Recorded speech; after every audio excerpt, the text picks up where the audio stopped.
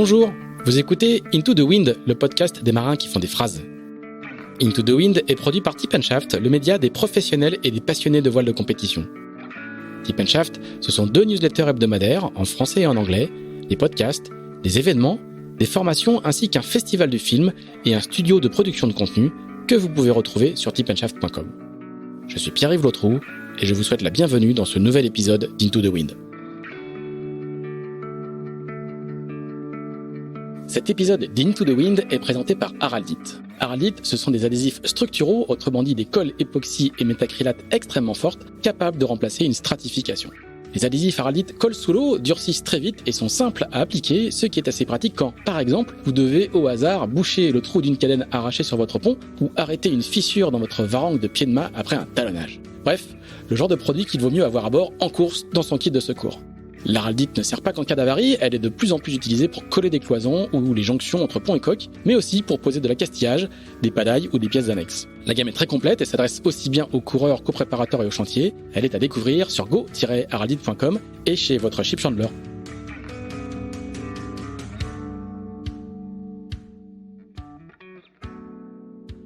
Bonjour Miranda Meron. Bonjour. Eh ben, je ne dis pas merci de nous recevoir parce que nous ne sommes pas chez toi dans le Cotentin, à Barneville, Carteret, où nous étions il y a quelques jours pour enregistrer le podcast avec Alvard Nabir. Nous sommes à Lorient et tu es venu nous voir puisque vous travaillez sur un projet de catamaran pour la route du Rhum d'Alvard. On en a parlé dans le précédent épisode d'Into the Wind, donc tu as eu la gentillesse de venir jusqu'à nous et de venir nous voir dans nos locaux. Miranda, on va parler de ta carrière, on va parler d'Angleterre beaucoup puisque tu es anglaise et que tu n'as pas le parcours habituel des marins français, et c'est très bien.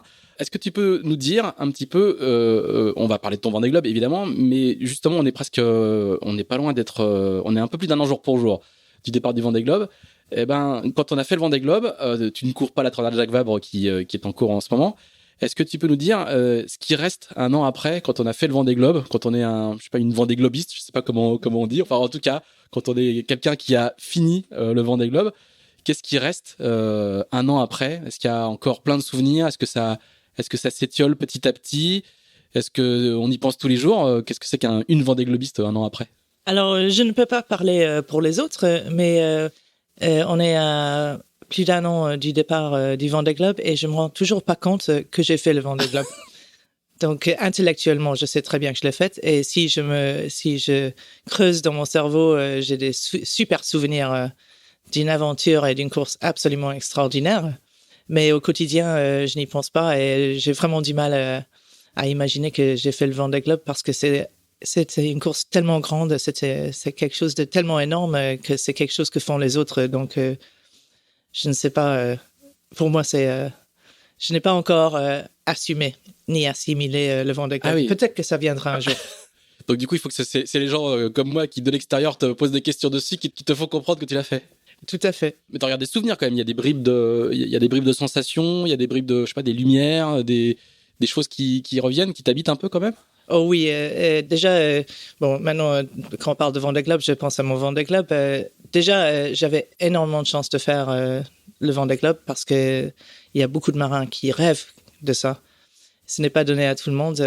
Alvard s'est démené, a fait un pari fou d'essayer de m'aligner sur le départ du Vendée Globe. Nos sponsors Campagne de France ont suivi, mais c'était plutôt budget classe 40 que 60 pieds. On a eu un petit complément de budget avec Région Normandie et Département de la Manche, mais c'était vraiment minime et énormément de travail. Et finalement, on a réussi. Non seulement j'étais sur la ligne de départ du Vendée Globe, sur un bateau bien préparé, simple, un vieux bateau, mais un bateau fiable, bien construit. Et je suis arrivé 101 jours plus tard au Sable d'Olonne. J'aurais bien aimé faire en moins de 100 jours, mais bon, ça sera peut-être pour une autre vie. Pour une prochaine fois. Alors justement, est-ce que même si tu n'assumes pas le fait de l'avoir fait une première fois, est-ce qu'un an après, on a envie de repartir ? Est-ce que tu essaies de construire un projet pour la suite ? On va beaucoup parler d'Alvard, évidemment, mais on va surtout parler de toi. Mais Alvard, dans l'épisode précédent d'Into the Wind, nous racontait à quel point il était sorti un peu exsangue de ce projet et qu'il ne souhaitait pas reprendre ce type de risque. Est-ce que, alors, je crois que c'est pas ton cas. Toi, t'es plutôt aimanté par le fait de vouloir repartir, mais du coup sans lui. Alors, 10 jours avant l'arrivée de mon Vendée Globe, mon cerveau s'est détaché de moi et a commencé à se dire qu'on pourrait repartir. Et ce qui m'a vraiment étonné. Mais au fait, ça doit être l'âge aussi. Plus je vieillis, mieux je suis en mer. Et je vis ça complètement différemment qu'il y a une vingtaine d'années de ça. L'endurance est meilleure avec l'âge. Et puis, on sait qu'il faut prendre plaisir parce que sinon, ça vaut vraiment pas la peine. Donc, beaucoup plus zen. Je me suis éclaté la plupart du temps. J'ai certainement eu peur par moment. Et donc, oui, j'aimerais bien repartir. Par contre, il faut que je trouve de nouveaux partenaires. C'est vrai que Alvard ne sera pas avec moi sur un projet futur parce que ça l'a épuisé. Et puis maintenant, il faut qu'il fasse ses propres projets. Il a vraiment mérité de prendre du temps pour lui. Et donc, pour chercher les partenaires, ce n'est pas si simple que ça. Il faut un réseau. Je n'ai pas vraiment de réseau. Mais j'essaye de trouver soit pour le Vendée Globe ou pour la course autour du monde en classe 40, The Race Around, parce que ce sont des bateaux aussi très intéressants. C'est une flotte que je connais bien, un support que je connais bien. J'ai quand même couru 12 ans en classe 40, beaucoup avec Alvard d'ailleurs. On va y revenir. Hein. Et ce sont des super bateaux, il y a un super niveau dans la flotte et ça coûte un petit peu moins cher qu'un IMOCA. Tu disais que 10 jours avant le départ, ton cerveau s'est détaché de ton corps. 10 jours avant l'arrivée. Avant l'arrivée, pardon. Ouais, 10 jours avant l'arrivée. Donc ça veut dire quoi? Ça veut dire que ton corps te disait ça suffit, plus jamais ça, c'est trop dur. Et ton cerveau disait mais si, c'est pas mal. Et du coup, explique-nous ce découplage qui fait que, alors que ça serait raisonnable de ne pas y retourner, tu as quand même envie d'y retourner. Mais bien sûr, ça serait raisonnable de ne pas y retourner. Je me rappelle d'avoir dit à un moment, ça fait 4 fois que je suis allé dans le sud en course. Donc, je connais un petit peu ce qui peut se passer. Et puis, je me rappelle, et je l'ai dit publiquement sur une vidéo, que bon, ça fait 4 fois maintenant, peut-être que ça suffit. Et donc, j'étais vraiment étonné que je commençais à penser à repartir. Mais en plus, la météo, elle était même pas bonne à ce moment-là. Donc, apparemment, c'est une envie. Peut-être c'est une addiction. Ça t'a surpris toi-même que tu aies envie d'y retourner? Ah oui, complètement. Je m'attendais pas du tout à ce que je commence à cogiter à ça. Bon. Alors, on va justement faire le fameux flashback qu'on fait toujours dans Into the Wind. On va revenir sur ton Vendée Globe à la fin de l'épisode. Et on va repartir alors en Angleterre avec, je crois, si j'ai bien compris, un père, des parents en tout cas, qui font du bateau. Et c'est là que la petite graine est posée. Est-ce que tu peux nous raconter, nous expliquer à partir de quand la petite Miranda et à quel âge, comment elle commence à faire du bateau et c'est quoi le point de départ de ton histoire de marin? Alors, le point de départ de mon histoire de marin, c'est grâce à mon père, qui faisait beaucoup de dériveurs et qui était capitaine de l'équipe de l'université d'Oxford. Et quand j'étais jeune, on habitait de l'âge de mes 4 ans à 6 ans au sud de Paris. Et donc, ma première... T'as habité en France? Oui. T'as grandi en France au départ? Non, j'ai grandi en France, au Canada, à Porto Rico. Et je vous raconterai. Parce que c'est vrai que les années passées à naviguer en dériveur sont très formateurs. Et j'ai commencé à naviguer sur la Seine. D'accord. En optimiste à l'âge de 5 ans. Et je me rappelle qu'il y avait des péniches qui sillonnaient la Seine et que j'avais très peur parce que je pensais que si je chavirais, que j'allais mourir. Bon, j'ai chaviré la première fois et je ne suis pas morte. Donc, c'est là où j'ai commencé la voile, en France, au fait. Et après, quand j'avais 6 ans, on est allé habiter au Canada. Et mon père, il avait amené son vieux International 14, qui à l'époque était construit en bois. C'est pas comme les bêtes incroyables qui existent maintenant dans la classe. Et parce que j'étais gamine et toute légère, quand il n'y avait pas beaucoup de vent, j'étais son équipière. Et donc, quand il n'y avait pas beaucoup de vent, on gagnait souvent les régates en International 14 alors que j'avais 7-8 ans. Et c'était d'une part parce que mon père lui-même a appris à naviguer sur la Tamise, où il y a très peu de vent souvent et que c'est très aléatoire. Donc, il est très, très fort dans le petit temps. Et moi, parce que je pesais pas très lourd. Donc, et pour envoyer le spi, c'est moi qui prenais la barre et c'est lui qui envoyait le spi. Et puis après, il reprenait la barre. Et après, mes parents ont acheté un 39 pieds qui s'appelle toujours d'ailleurs, je crois, Manitou, qui avait gagné la Coupe du Canada. C'est bien ça? Le Canada Cup. C'est un match race entre les États-Unis et le Canada. D'accord. En 1969, l'année de ma naissance. D'accord. Et donc, j'avais 8 ou 9 ans et ils ont acheté ce bateau-là. Et on faisait la course au large sur le lac Ontario. Et moi, j'avais le droit d'aller en tant que petite équipière. Et c'était génial parce que J'étais si jeune que j'avais le droit de me coucher au coucher du soleil et je me levais à l'aube, pas comme les autres qui faisaient l'écart la nuit. Et j'avais le droit de prendre la barre pour traverser la ligne d'arrivée. Donc, c'était vraiment super.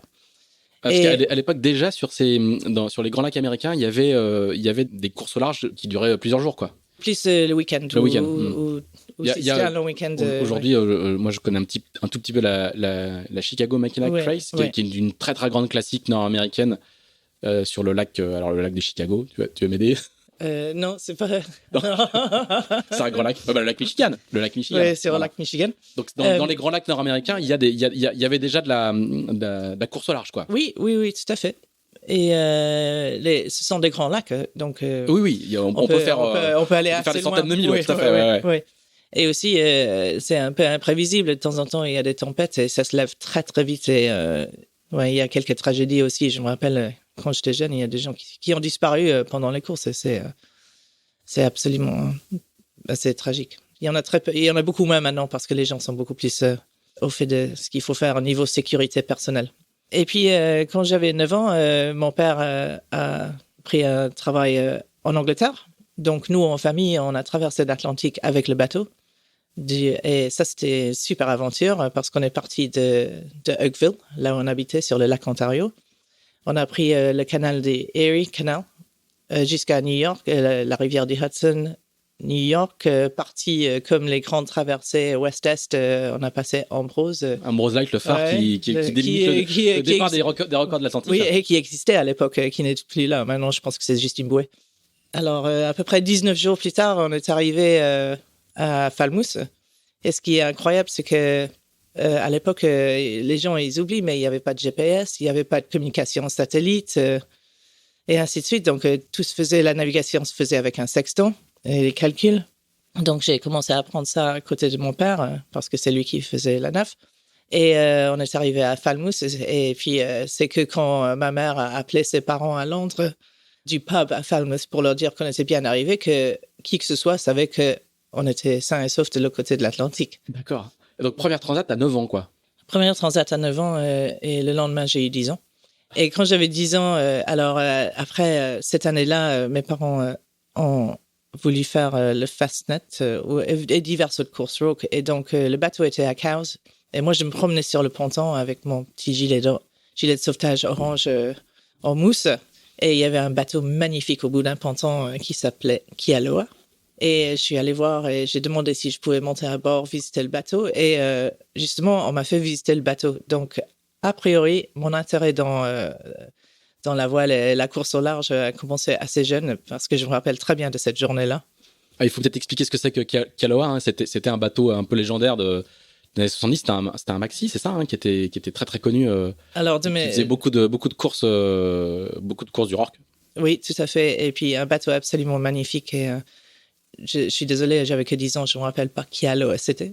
Mais oui, il y en a eu plusieurs. Magnifique, il y en a plusieurs, mais c'était incroyable. Et puis à 12 ans, mes parents ont déménagé à Porto Rico pour le travail.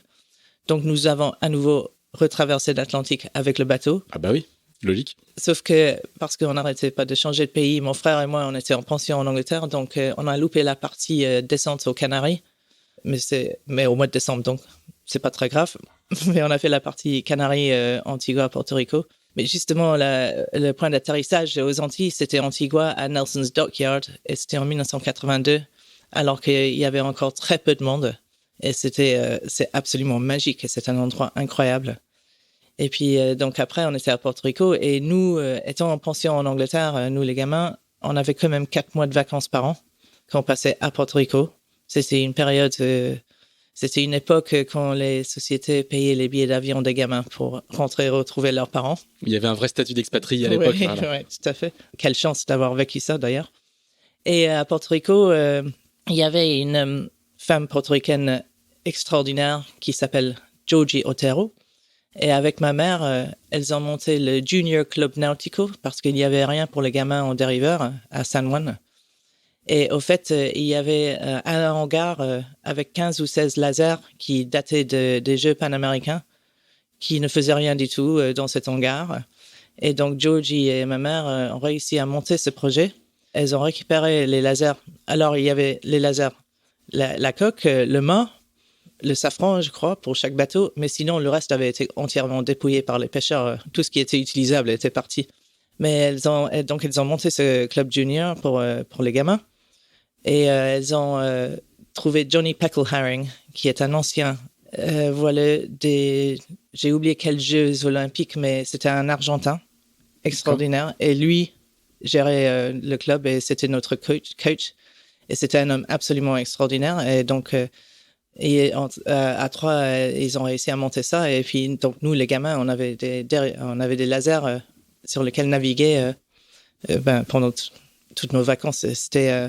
Donc, j'ai fait énormément de lasers, mais on avait des voiles un peu plus petits parce qu'on était gamins et souvent on était deux dans le bateau. Et la baie de San Juan, c'est pas mal, c'est assez grand. Donc voilà, ça c'était 4 ans de bonheur. Donc du coup, à 15 ans, en fait, tu as déjà une expérience incroyable. Tu as traversé l'Atlantique, tu as fait des courses au large, tu fais de la voile, tu fais du laser, tu es déjà un marin accompli, quoi. Marin accompli, je ne sais pas, mais pour 15 ans. Pour 15 ans, mais quelle chance d'avoir pu faire ça. Et la seule chose que je regrette vraiment, c'est que mon frère, qui a un cerveau d'ingénieur, lui s'intéressait à tout sur le bateau de mes parents. Donc, il pouvait régler des problèmes d'électricité, de moteur et ainsi de suite. Et la partie électricité et moteur, ça m'intéressait pas du tout, ce qui est vraiment dommage. Parce que maintenant... ça pourrait servir. Ça aurait pu servir pendant des années. Mais la partie voile, ça m'intéressait. Alors, du coup, comment se passe la suite? Vous allez encore voyager, je crois. Hein? Oui, oui. En famille, nous avons encore voyagé. À 16 ans, mes parents sont partis pour Paris. Et moi, j'étais en pension en Angleterre, de toute façon. Ah, excuse-moi, je te coupe, j'ai une question. Mais du coup, il faisait quoi comme travail, ton père? On a envie de savoir le job qu'il emmenait aux quatre coins du monde dans des endroits... Il travaillait pour des grandes entreprises. D'accord. Genre Kraft, Jacob Suchard, Estée Lauder. D'accord, des grandes multinationales. D'accord. Ouais. Donc, c'est vrai que maintenant que j'y pense, quelle chance d'avoir vécu une jeunesse comme ça. Vraiment. Alors, Paris, alors oui, c'était dans la banlieue parisienne. Moi, j'étais en pension et j'ai arrêté de naviguer complètement de l'âge de 16 à 19 ans. Parce qu'à l'école, c'était compliqué de faire de la voile. Il y avait un petit lac où on pouvait faire un peu de voile, mais c'était plein d'algues. Il y avait peu de fond et peu de vent. Donc, je n'en faisais pas. Après, je suis parti, après l'école, j'ai pris une année sabbatique, comme on fait, nous Anglais, très souvent. J'ai travaillé. J'étais stagiaire à Paris dans une boîte de pub pendant 6 mois. Et après, je suis parti en Amérique du Sud avec un sac à dos pour 6 mois. Et après, je suis allé à l'université de Cambridge où je ne connaissais personne. Et je me suis dit, comment faire des amis? Je vais voir s'il y a un club de voile. Effectivement, il y a un club de voile. Il y a une bonne équipe de voile. Je vais faire les essais pour l'équipe de voile. Et ça faisait 3 ans que je n'avais pas navigué du tout. Et c'était que du team racing. Et ça l'est toujours pour les universités en Angleterre. Et j'avais du mal à traverser la ligne de départ au bon endroit parce que la ligne de départ était minuscule. Par contre, je faisais de bons résultats dans les essais. Donc, j'ai intégré l'équipe de voile de Cambridge. Et je suis de la même année que Ian Walker. Mm-hmm. Alors, il faut expliquer un petit peu qui est Ian Walker a gagné 2 médailles d'argent au JO. Et aussi gagné... En star, hein, non? En fine, en star? Une en fine, en star? Moi, je dirais en... Désolé, Ian. Je dirais en 4-7 et en star, non? Et en star, je crois. Hein. Je dirais. On va vérifier. Et qui a aussi gagné la Volvo Ocean Race, entre autres. Sur Abu Dhabi, c'est ça? Sur Abu Dhabi. Et a aussi été champion du monde International 14 et plein d'autres choses. Champion du monde Mirror. Et c'est un petit dériveur en bois magnifique avec des voiles rouges qu'on utilise beaucoup en Angleterre. Et c'est le directeur de la performance, je crois, aujourd'hui, de l'équipe britannique de voile olympique. Tout à fait. Donc un grand personnage de la voile anglaise. Ouais. Donc on était même année, et puis il y avait d'autres vraiment des très bons navigateurs dans l'équipe. Et puis à l'époque, c'était équipe masculin, équipe féminin, mais on s'entraînait ensemble, et on s'entraînait carrément en mixte. Et on courait les uns contre les autres. Et donc, on s'entraînait les mercredis après-midi et les samedis, dimanches, on était en régate partout dans le pays. Donc, c'est incroyable que j'ai eu un diplôme à la fin, puisque je passais beaucoup plus de temps à naviguer. Et aussi, je faisais plein d'autres sports que de faire mes études. Mais heureusement que j'ai réussi à la fin. Et juste pour l'anecdote, Ian Walker a été invité sur le plateau d'un des interviews en direct pendant le Vendée Globe avec Andy Robertson, parce que moi, je ne savais jamais qui. C'est toujours la surprise quand tu es en mer et il trouve quelqu'un que tu connais pour tchatcher avec toi. Avec toi. Ouais. Et donc, un jour, c'était Ian Walker. Et Andy Robertson, sachant qu'on était à l'université ensemble, a vraiment essayé de faire en sorte que Ian raconte des vieilles histoires de quand de on soirée était étudiante. Ouais, voilà. Et Ian, il a très bien géré ça, notamment parce que moi, je sais autant sur lui qu'il sait sur moi. Mais c'était très marrant. Et Andy n'a pas réussi son coup. On est solidaires, nous, les jeunes. Nous, les gens qui se connaissent depuis longtemps. C'est l'équilibre de la terreur, tu sais. Si tu ne parles pas, je ne parle pas. Tout à fait.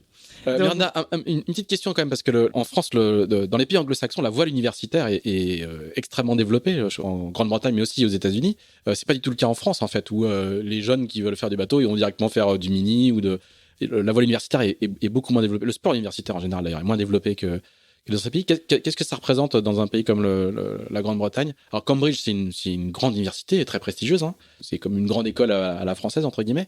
Qu'est-ce que ça représente, la voile dans ces univers-là? Chaque université a des équipes dans tous les domaines de sport. Et la voile, c'est assez important. Parce que, à part ceux qui sont vraiment dans l'olympisme ou qui sont dans l'équipe espoir, il n'y a pas beaucoup de... il y a énormément d'activités, il y a énormément de clubs de voile, de dériveurs, il y a des lacs un peu partout, des rivières, on a pas mal de côtes aussi, évidemment, étant une île, plusieurs îles d'ailleurs. Donc, il y a vraiment beaucoup d'activités de dériveurs, beaucoup plus qu'on en pense. Et puis, c'est vraiment un bon endroit où bien se roder si on veut continuer avec ça. Et à l'université, tu disais que c'était du team racing, donc c'est de la course en équipe, c'est-à-dire qu'il n'y a pas d'individualité qui émerge, c'est l'équipe de Cambridge qui gagne en battant l'équipe d'Oxford, au hasard. Tout à fait. Alors, par le nombre de manches courues. Comment ça fonctionne? Alors, en team racing, la plupart du temps, on est 3 bateaux par équipe, avec 2 personnes sur chaque bateau. Et le but, c'est de finir avec un score qui gagne. Donc, ça veut dire, évidemment, si on termine premier, deuxième et troisième sur 6, on est gagnant. Mais on peut être premier, deuxième et 6e, je crois, et gagner aussi. Donc, et au fait, on a toujours toutes les possibilités de résultats écrits sur nos cirés ou sur la combinaison de sèche. Il fait froid l'hiver, hein. Pour savoir, et puis donc c'est vraiment un jeu d'équipe, et puis tu peux te sacrifier toi ton bateau pour faire en sorte qu'un de tes équipiers, un autre bateau fasse un super résultat, parce que ça va faire le score qu'il faut. Ouais, donc c'est vraiment un jeu de communication et d'équipe. Ce qui est interdit en course normale, entre guillemets, c'est le jeu d'équipe, c'est-à-dire je vais contrôler un bateau et l'empêcher de passer à la bouée pour que tu puisses gagner. Là, c'est autorisé, et encore, voilà. Ça fait partie de la stratégie, quoi. Tout à fait, et c'est autorisé, et c'est comme ça que tu gagnes. D'accord. Et dans cette voile universitaire, est-ce que c'est le creuset de beaucoup de marins anglais viennent de cette filière-là et pour faire carrière comme Ian Walker, ou c'est un univers qui vit un peu à part? Je crois que c'est un univers qui vit un peu à part, parce que vraiment, il y a pas beaucoup de marins qui font de grandes carrières, finalement. Combien par rapport aux gens qui... des carrières olympiques, quand même. Il y a quand même des... Alors, je pense que pour la plupart pour les carrières olympiques, je pense que la plupart, ça vient des clubs. Si quelqu'un est bon, tout le monde le voit. Et puis, il finit dans l'équipe junior, ou elle finit dans l'équipe junior. Et c'est comme ça normalement, c'est comme ça qu'on va vers l'olympisme. C'est la filière, c'est pas la filière universitaire, c'est la filière club qui détecte les talents de demain. Oui. D'accord. Alors que je pense qu'aux États-Unis, c'est beaucoup plus la filière universitaire. D'accord. Comme au basket ou au football, quoi. Ouais. D'accord. Alors, du coup, après ces années d'université... Alors, où est-ce que je suis allé après ça? Ah oui. Je voulais partir naviguer. Mon père a dit non, parce que j'avais quelques dettes à payer quand même. Et il a dit il faut avoir une deuxième carrière, parce qu'on ne sait jamais ce qui va se passer dans la voile, si on est blessé ou si on ne trouve pas de travail, tout simplement. Il faut savoir faire autre chose. Parce que du coup, tu penses à une carrière dans la voile? Oui, mais je ne savais pas vraiment comment entrer, parce que comme tu vois, j'ai suivi aucune filière et j'appartenais à aucun club. Et donc, je suis d'accord avec mon père. Et c'est ce que je dis maintenant à tout le monde qui demande moi, j'ai envie de faire une carrière dans la voile. Et je dis fais quelque chose d'autre avant ou en même temps, parce qu'il faut pouvoir gagner sa vie quoi qu'il arrive. Donc, puisque j'avais fait un stage dans la pub quand j'avais 18 ans, je suis parti à Tokyo et j'ai postulé dans une grosse boîte de pub, et je suis allé travailler dans la pub pendant 4 ans. D'accord. Dans 3 ans à Tokyo, 6 mois à Sydney et 5 mois à Paris. Et là, j'ai craqué et je suis parti. Par contre, au Japon, j'ai navigué. Alors, c'était un moment, à l'époque, il n'y avait pas encore énormément d'activités de voile, mais il y avait une flotte de International 14. Et mon père, qui travaillait au Japon, c'est comme ça que j'ai atterri au Japon, parce que c'est un pays qui m'intéressait et mes parents sont allés travailler là-bas. Et il a acheté un International 14 d'occasion et on a couru ensemble et je crois qu'en 92-93, on a gagné le championnat national du Japon en International 14. D'accord. Et je peux dire que les Japonais, ils n'étaient pas contents du tout. Mais au fait, on l'a gagné parce que le premier jour, il y avait énormément de vent. Et le vent avait changé de direction. Et à la bouée au vent. À l'époque, c'était des parcours de triangle olympiques. Pas comme maintenant où c'est des bananes. Et nous, on avait vu que le vent avait changé, donc on n'a pas envoyé le SPI, puisqu'on estimait qu'on allait chavirer. Et tous les autres, ils ont envoyé le SPI et ils ont chaviré. Et donc ça, c'était facile à gagner la première journée. Deuxième journée, il n'y avait pas de vent du tout. Et mon père étant un star de la voile de tout petit temps dans des conditions très aléatoires, ben, on a regagné. Et le troisième jour, c'était des conditions assez normales, quoi. Et on était très moyens en résultat aussi. Mais on avait fait assez pour regagner le championnat du Japon. Et championnat national du Japon. Et pourquoi ils n'étaient pas contents? Parce que c'était les étrangers qui gagnaient le... Oui. Mais bon, c'est comme ça. Mais on s'est éclaté. J'ai navigué aussi sur un 39 pieds japonais avec un équipage japonais. Et on est allé au Kenwood Cup à Hawaï avec le bateau. Et finalement, je n'ai pas navigué avec eux parce que en arrivant à Hawaï, toute l'équipe japonaise a été virée parce que pour les remplacer avec des stars du coin. D'accord. Et moi, j'étais pas d'accord. Et puis, j'ai dit que j'étais pas d'accord. Donc, je me suis fait virer aussi. Et finalement, j'ai fait le Kenwood Cup sur un sled qui s'appelle Hokulele. Et on a gagné. Et puis, c'était super. Donc, voilà, quelques... Ça fait un beau convoyage quand même, parce que d'aller du Japon à Hawaï, il y a un peu de mille quand même. Non, je pense qu'ils l'ont mis sur un cargo. Ah oui, d'accord, ok. Donc voilà. Ça m'impressionnait.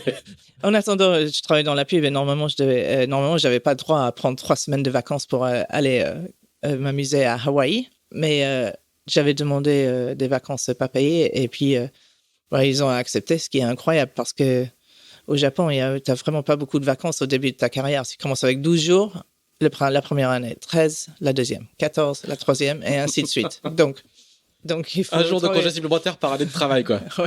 Oui. C'était ça à l'époque. Donc j'ai adoré le Japon. Donc, j'ai navigué pas mal. Et puis, il y avait...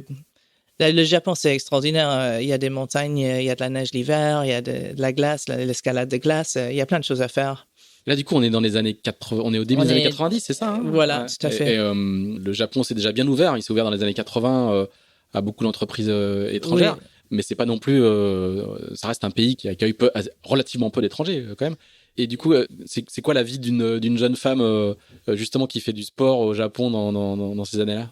Alors, ça se passait super bien parce qu'au fait, je travaille dans une société, certes américaine à l'époque. Maintenant, je pense qu'elle est anglaise maintenant, où on était 270 employés, dont 265 japonais. Donc déjà, t'as appris le japonais, quoi. C'est là où j'ai vraiment appris à parler le japonais, que malheureusement j'ai oublié depuis. C'était très intéressant. Et la raison que je faisais autant de sport au Japon, c'est qu'il y avait un club, the International Adventure Club, qui était peuplé de moitié japonais et moitié toutes les autres nationalités qui habitaient à Tokyo. Et ils organisaient des sorties le week-end ou pendant les grandes vacances, les fêtes religieuses et ainsi de suite, en montagne pour la plupart. Donc on faisait des aventures extraordinaires en montagne. Des randonnées de ski au printemps, aller jusqu'en haut du mont Fuji à 5h du matin quand c'est glacé avec les crampons et puis vers 11h du matin, ça devient de la neige de printemps. Donc faire une descente de Fuji le samedi puis aller faire du International 14 dans la baie de Enoshima le dimanche, c'est pas mal quand même. Et puis, mais ce club-là, ils organisaient énormément de choses en montagne et puis des balades extraordinaires et un peu de temps en temps... à l'époque, c'était avant le téléphone portable, c'était avant le email. Donc, il fallait envoyer Un fax? Il fallait envoyer un fax pour dire, OK, nous, on part sur telle montagne, tel jour, et si on n'est pas de retour le lundi matin, il faut avertir les secours. Et c'est comme ça que ça marchait. Mais donc, moi, je partais le vendredi, j'amenais mon sac à dos avec mon piolet ou mes skis de rando dessus au bureau. Je partais le vendredi soir avec le groupe avec qui je partais en montagne. Et je revenais le lundi matin, douche vite fait, et puis déposer sac à dos caché sous le bureau. Et puis, voilà. Donc, et puis aussi, c'était une période où il y avait énormément d'activités au Japon encore. C'était un peu avant la crise. Donc, on s'amusait bien. Il y a beaucoup d'activités de bateaux à voile. Il y avait beaucoup de coureurs. Il y a peu de coureurs japonais. On connaît ceux qui viennent en France, mais c'était pas à l'époque une activité très, très développée. À l'époque, c'était pas du tout, vraiment pas développé du tout. Mais depuis, ça l'est devenu. Mais c'est parce que il venait. Avant ça, c'était très, très pénalisant fiscalement d'acheter un bateau, surtout un bateau habitable. Et puis, ça venait de changer. Donc, ça a commencé petit à petit à s'ouvrir. D'accord. Mais je ne suis pas retourné depuis longtemps. J'aimerais bien y aller pour voir justement comment ça s'est développé au Japon. Et puis, il y a toujours eu quelques coureurs japonais en solitaire. Ouais, tout à fait. Certains qui ont fait le BOC. Là, il y a Kojiro Shirashi qui a fait le dernier Vendée Globe et qui est parti au Japon d'ailleurs avec son bateau, et qui est en train de développer une petite filière en France pour recruter des coureurs japonais pour faire du mini. Donc, ça se développe progressivement. Ouais. Oui, tout à fait. Et puis Kojiro, il a dû raconter, je suis sûr que tout le monde est au courant de comment lui est arrivé dans la course au large aussi. C'est quand même, ce sont des histoires extraordinaires. Alors, à partir de quel moment tu te dis, bon, c'est bon, la pub, ça va, maintenant, j'avais dit qu'un jour je ferais marin professionnel. À partir de quel moment la dette envers tes parents est réglée? Alors, j'avais réglé la dette depuis longtemps, et puis je m'éclatais dans la pub. Au Japon, j'ai adoré, c'était très intéressant. Et en Australie, pareil. Et à Paris, au fait, c'était un peu moins intéressant parce qu'on reprenait des pubs déjà faites et on changeait la langue de l'anglais en français ou de l'italien en français ou autre. Je me suis dit qu'il était temps de partir naviguer. J'avais 26 ans. J'avais déjà fait 4 ans de carrière dans la pub. Et c'était maintenant ou jamais. Je suis parti en Italie parce que j'avais un copain italien à l'époque. Là, je pense qu'en France, les femmes sont beaucoup mieux loties pour naviguer qu'en Italie. Bon, il y a longtemps de ça quand même, mais au fait, il y avait souvent des équipages féminins pour le Tour d'Italie, Giro d'Italia. Et donc, petit à petit, j'ai commencé à intégrer une équipe de filles pour faire ça. Et aussi, je voyageais avec mon copain qui est photographe dans la voile, mon ex-copain. Et j'étais alors, c'est comme ça qu'à l'époque, commençait à naviguer sur des bateaux. Il fallait arpenter les pontons et demander à tout le monde s'ils avaient besoin de quelqu'un pour telle régate ou autre régate. Et c'est comme ça que ça marchait. C'était avant les téléphones portables, c'était avant les réseaux sociaux. Et donc, on s'est retrouvés à Key West. Et j'ai reporté le ponton et j'ai demandé à plusieurs bateaux. Et il y a un bateau qui a dit, ben oui, au fait, on a besoin de quelqu'un. Et puis, donc, j'ai fait Key West Race Week sur ce bateau-là. Alors, la semaine de Key West, c'est une grande classique nord-américaine de la voile. Hein. C'est les photos qu'on voit en plein hiver en France avec cette eau bleue où on voit, qui est tellement transparente qu'on a du mal à voir les risées et on a du mal à voir les vagues qui arrivent quand on regarde. Moi, j'en ai fait une fois. C'est hyper compliqué de lire le plan d'eau. C'est une eau qui est tellement translucide qu'on voit à peine. Voilà, c'était à ça que ça faisait penser la semaine de Key West. Mais c'est une grande classique nord-américaine, quoi. Ouais, Key West Race Week, c'est absolument c'est extraordinaire. C'est au mois de janvier et puis c'est là où tout le monde veut être au mois de janvier. Donc moi j'étais sur ce bateau Sheerness qui était un petit bateau de 40-41 pieds et on a gagné notre classe. Donc le propriétaire m'a invité à revenir quelques semaines plus tard pour SORC à Miami, et où on a regagné. Tu peux prononcer en anglais. Hein. Et donc, j'étais invité à faire la saison aux Antilles, mon billet d'avion payé maintenant. Et de fil en aiguille, l'année d'après, je suis devenu boat captain pendant un petit moment pour ce bateau-là. Mais c'est surtout le soir après les régates qu'on va au beer tent, parce qu'à l'époque, ça servait de Facebook ou de réseaux sociaux pour trouver du travail. La tente à bière, c'était le Facebook de l'époque. Ben, c'est vrai, c'est comme ça qu'on trouvait du travail. Là, j'ai rencontré quelqu'un qui est devenu une bonne amie, c'est Lisa McDonald, mais qui était Lisa Charles à l'époque. Et on est restés amis. Et puis, 1 an plus tard, elle me dit tu devrais venir en Angleterre faire un essai sur un catamaran, un maxi multicoque, équipage féminin, tentative, trophée Jules Verne. Et je dis, ah oui, bonne idée. Donc, j'ai postulé. Tracy Edwards, la skipper, m'a dit... Expliquer un petit peu, dire qui c'est. Hein. Tracy Edwards, qui était la skipper, qui a monté le projet, était skipper d'un bateau qui s'appelait Maiden, qui s'appelle toujours Maiden d'ailleurs. C'est un projet qui est reparti avec d'autres buts que la course autour du monde. Et Tracy, après Maiden, était un succès dans la Whipwreck. Et puis, d'ailleurs, il y a un film absolument superbe que vous pourrez voir bientôt sur Sailors, exactement. Je crois. Ça vaut... Merci Miranda.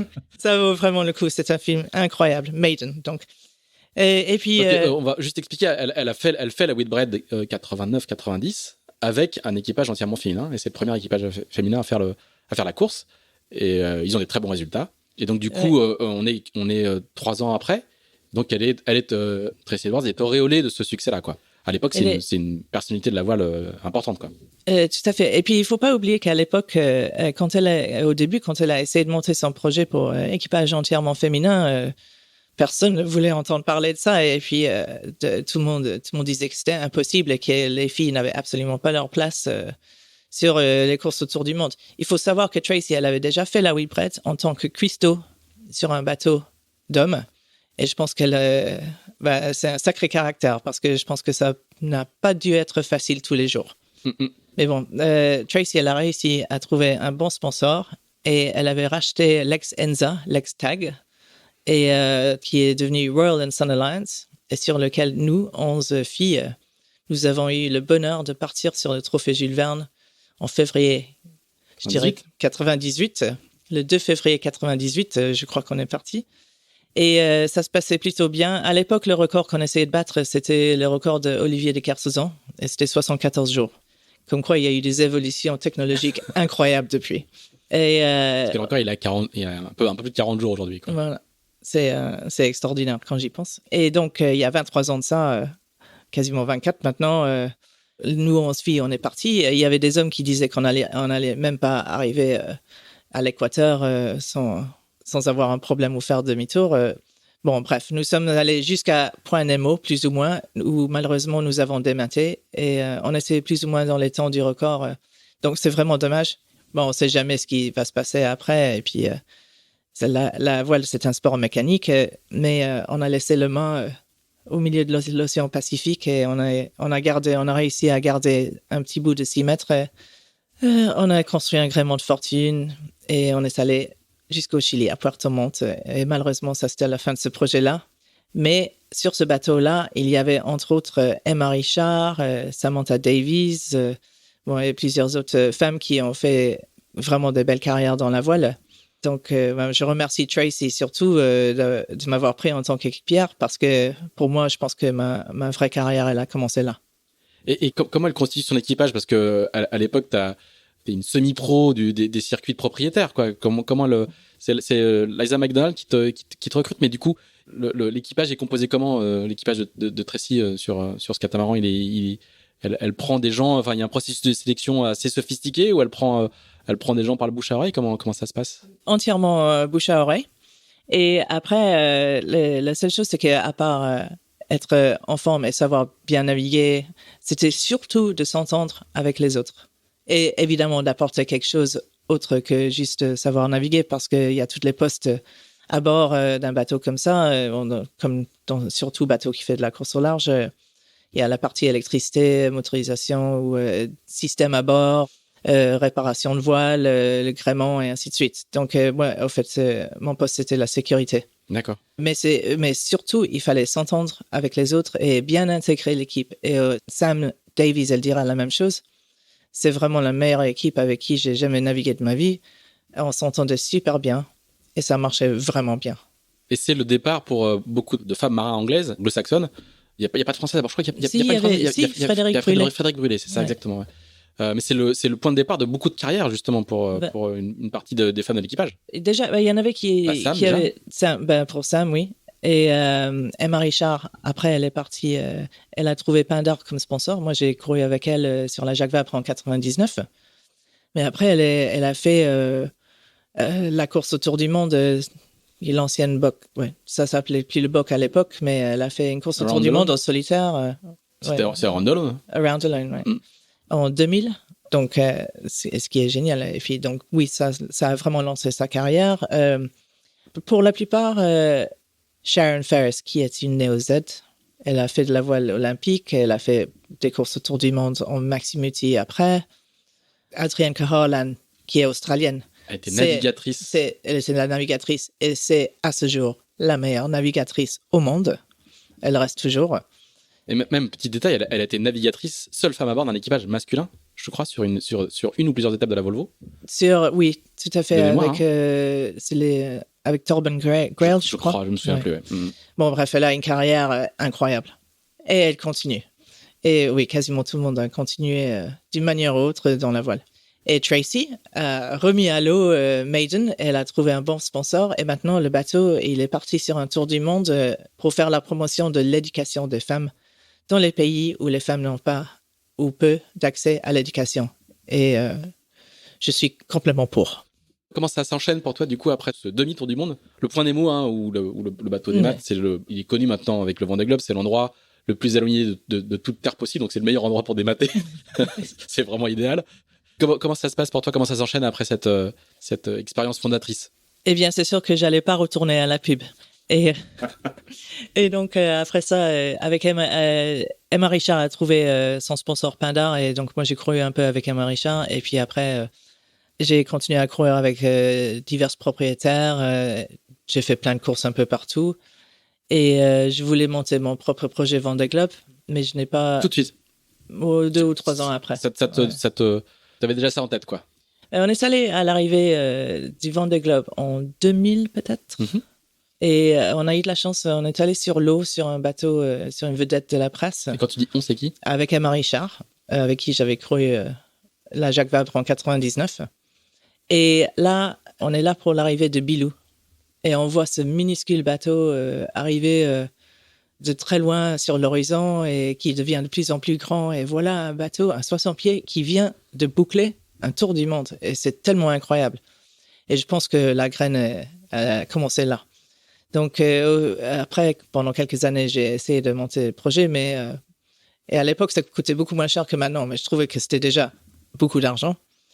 Et bref, je n'ai jamais réussi à le faire, mais j'ai continué à courir sur plein d'autres supports. Et juste au moment où je me suis dit, OK, ça suffit, il est temps de changer de carrière à nouveau. Et j'ai commencé à passer des entretiens dans le civil pour avoir un vrai boulot de lundi à vendredi qui paie à la fin de tous les mois, de chaque mois, parce que c'est vrai que la voile, c'est assez aléatoire. J'ai fait plein d'autres choses aussi pour gagner ma vie, parce qu'il y a des mois où je n'avais pas de travail dans la voile. Et donc je songeais vraiment sérieusement à changer de carrière. Et là, on est à quelle époque? 96 peut-être. Il y a la Jacques Vabre. Non, 2006. D'accord. 2006. Ah, mais tu fais quand même 2-3 autres trucs avant. Attends, on est où on était En fait, oui, j'ai besoin de mettre mon CV. On était après l'arrivée du Vendée Globe de Bilou. Donc là, en fait, en 92, tu fais la Jacques Vabre avec Emma. Ah oui, donc oui. Qu'est-ce que j'ai fait? J'ai couru avec Annie Hardet sur Roxy. La Jacques Vabre en 2005. Exactement. Et puis donc, tu fais une première route du Rhum quand même en solitaire aussi. Et j'ai fait ah oui. Il y a 2-3 trucs quand même. Oui, non, il y a. Moi j'ai 99, Jacques Vabre avec Emma Richards sur Pindar en 50 pieds. J'ai Transat Anglaise en 2000 et j'ai à nouveau Jacques Vabre en 2001. Transat Anglaise, c'est Emma qui l'a fait. D'accord. En 2000. OK. Non, moi j'étais son show crew. Moi je l'ai fait en avion. C'est génial d'ailleurs. On traverse beaucoup plus vite en avion qu'en bateau, c'est sûr, pour aller aux États-Unis. Donc 2001, j'ai quand même une nouvelle Jacques Vabre avec Frédéric Brûlé, justement. Voilà, tout à fait. En IMOCA. Et alors, ça c'est grâce à Marc Lefebvre, le patron de V1D2. Grand chantier Canet. Voilà, tout à fait. Qui gérait un 60 pieds, sponsorisé à l'époque par UUDS. Et eux, ils cherchaient un nouveau skipper. Et donc, Marc m'a dit, viens à Paris les rencontrer, on ne sait jamais. Et je suis devenu un skipper de UIDS en 2001 pour la Jacques Vabre. Donc, c'est absolument génial. Donc, je suis parti sur la Jacques Vabre avec Fred Brûlé. Après, je suis parti sur la Volvo, sur Hammer Sports avec ma copine Lisa McDonald maintenant. Juste pour l'anecdote, elle m'avait demandé de venir dès le début, mais je ne pouvais pas parce que je faisais la Jacques Vabre. Et il fallait ramener le bateau aussi. Et donc, je les ai rejoints en Nouvelle-Zélande. Et c'est Grant Dalton qui avait monté une équipe d'hommes et une équipe de femmes. Ouais, Hammer Sport, c'était un défi entre une équipe à 2 bateaux, quoi. Voilà. Ça se faisait pas mal. Il y a eu un moment, ça s'est pas mal fait sur la Volvo. Exactement. Avant ça, il y avait eu IF. Oui, c'est ça. C'était pas tout nouveau. IF Language, IF Education. Et là, c'était Hammer Sports 1, Hammer Sports 2. Exactement. Et nous, les filles, c'était Hammer Sports 2. Et j'arrive en Nouvelle-Zélande, un pays que je connaissais absolument pas, où je suis accueilli par un certain Grant Dalton, que je ne connaissais absolument pas non plus. Et bien sûr de réputation, mais je l'avais jamais rencontré. Qui n'était pas encore le patron d'Emirates City New Zealand, mais qui était un vétéran de la Volvo, qui avait fait plein d'éditions de la Volvo. Un homme très connu. Il me dit, bienvenue au siège éjectable, essaye de rester dedans. Parce qu'au fait, je suis venue pour être navigatrice, pour faire la nav, et il y avait eu 2 navigatrices avant moi qui ont été éjectées. Et je dis, OK, merci. Et donc, normalement, je devais faire qu'une étape, l'étape du Cap Horn. Et au fait, j'ai trouvé ça un super entraînement et je suis resté jusqu'à la fin. Donc ça, c'était 6 étapes de la Volvo. Et après, je suis parti directement pour préparer ma première route du Rhum sur UIDS. Et ça, c'était... Entre la Jacques Vabre et la route du Rhum, la plupart des marins préparent, prennent du repos. Toi, tu vas faire la Volvo, quoi. Ah oui, mais à l'époque, c'était comme ça. Et puis j'étais jeune. J'avais beaucoup d'énergie. Et j'ai énormément appris sur la Volvo. Parce qu'à terre aussi, au fait, ce que j'ai vraiment apprécié sur la Volvo, c'est que je m'occupais que de la nav. C'est-à-dire qu'à terre, j'étudiais que la météo et ce qui pourrait théoriquement se passer avec le navigateur de Hammer Sports 1, qui était Roger Nielsen, qui était un très bon navigateur. Et en mer, je m'occupais que de ça. Je passais la plupart de ma temps à la table à cartes, à l'intérieur du bateau. Et c'est vraiment un bonheur de pouvoir se consacrer qu'à un seul poste à bord. Et pas faire la logistique, l'avitaillement, le nettoyage, le carénage. Voilà, tout à fait. Par contre, depuis, plus on avance avec l'âge, moins on est, team player. Donc, finalement, la course au large en équipage réduit me convient très bien maintenant. Mais bon, à l'époque, j'étais beaucoup plus jeune. Et donc, route du Rhum en 2002, pardon. Et c'est l'année où il y a eu énormément de dégâts. Il y a eu une grosse tempête. Et j'étais un des rares bateaux à ne pas avoir une grosse avarie. J'ai perdu ma girouette la première journée. Donc, je n'avais pas d'info vent dès la première journée. Mais à part ça, tout allait bien. Je suis arrivé, je pense, en 8e c'est ce que j'ai sur ma fiche. Ouais. Et aventure assez extraordinaire.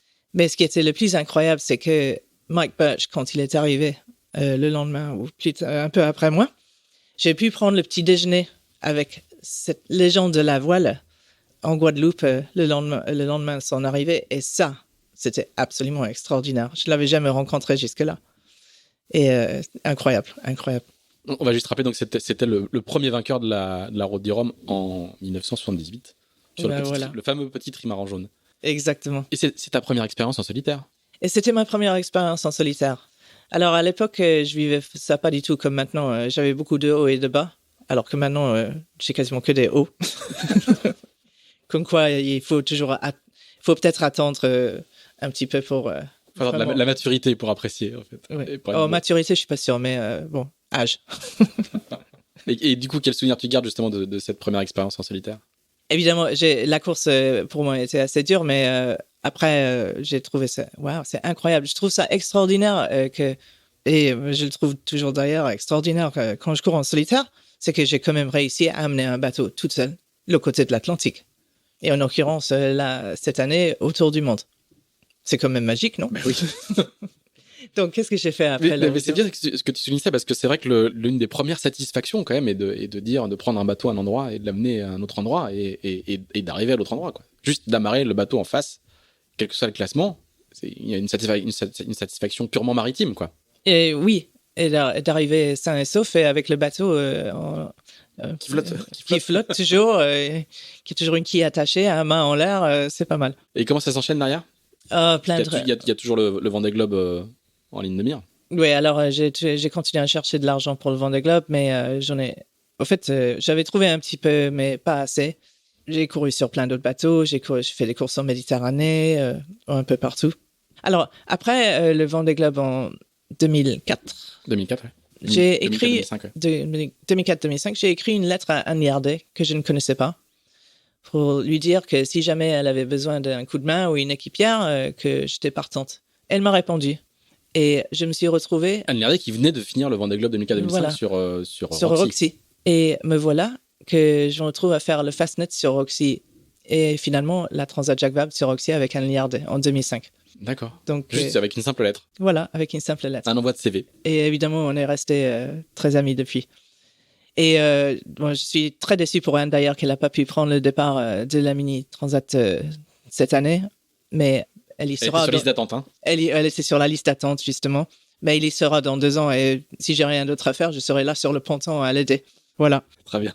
Et donc, 2005. Après ça, je me suis dit qu'il était temps de changer de carrière. Et à nouveau, oui. Qu'il était temps de faire autre chose. Et quelqu'un m'a appelé pour me demander si je pouvais pas aller courir sur un bateau sur le Middle Sea Race, juste au cas où s'il y avait du gros temps, parce que la personne qui était très expérimentée sur ce bateau-là ne pouvait pas y aller. Donc, je suis allé et on a eu Middle Sea Race de pétole complète, 5 jours pour faire une course de 600 000. Mais c'est Malte, hein, elle a eu lieu il y a quelques semaines, hein, on rappelle juste. C'est une course qui part de Malte et arrivée à Malte autour de plusieurs îles en Méditerranée, dans la Sicile. l'Etna, plusieurs volcans. C'est assez spectaculaire. Ça vaut le coup de le faire. Et donc, pas de gros temps du tout. Donc, ils avaient vraiment pas besoin de moi à bord. Par contre, j'ai beaucoup discuté avec le propriétaire, un certain Peter Harding, et qui m'a appelé quelques jours plus tard. C'était juste avant la route du Rhum parce que je me rappelle, je suis allé direct à Saint-Malo après pour dire au revoir sur le quai à Anne Yardet qui partait sur la route du Rhum. Il me dit, est-ce qu'on peut déjeuner la semaine prochaine parce que finalement, je pense que tu as beaucoup parlé de la course en équipage réduit, la course au large en équipage réduit, et puis ça me tente vraiment parce que là, on est 12 à bord et vraiment, j'aimerais bien tenter quelque chose d'autre. Et je dis oui. Donc ce qui est rare pour un propriétaire. Hein. À l'époque, c'était assez rare. Et donc la semaine d'après, je suis allé rencontrer Peter pour le déjeuner, et puis on a discuté de ça. Et c'était juste au tout début de la classe 40. Et on a parlé de plusieurs projets différents, bateaux différents, de courses différentes. Et finalement, il a dit on va construire une classe 40. Et on l'a construit en Afrique du Sud. D'accord. C'était le numéro 37, 40 Degrees. Donc, j'ai couru quelques années avec Peter et il m'a prêté le bateau pour la Transat anglaise en 2008. Mm-hmm. Et ce qui est très gentil de sa part. Et puis après, on est revenu sur la Transat Québec-Saint-Malo. Bon, bref, c'était le début de ma longue carrière en classe 40. Et on est au tout début de la classe 40, hein. En 2006, c'est la première route du Rhum de Voilà, 2006, c'était la première route du Rhum. Et le premier Pogo 1, c'est vraiment le tout début, quoi. Voilà, exactement. Et justement, notre discussion a eu lieu juste après le départ de la route du Rhum en 2006. Donc, en 2007, on a construit le bateau en Afrique du Sud. Alors, tu vas embrasser la classe 40, enfin, tu vas plonger dedans et rester de longues années. Qu'est-ce qui te plaît, toi, quand tu arrives? Tu as fait la Volvo, tu as fait de l'IMOCA. Qu'est-ce qui te... Aujourd'hui, il y a plein de coureurs plein de figaristes qui vont en classe 40, plein de gens qui disent l'IMOCA c'est trop cher, je vais faire du classe 40.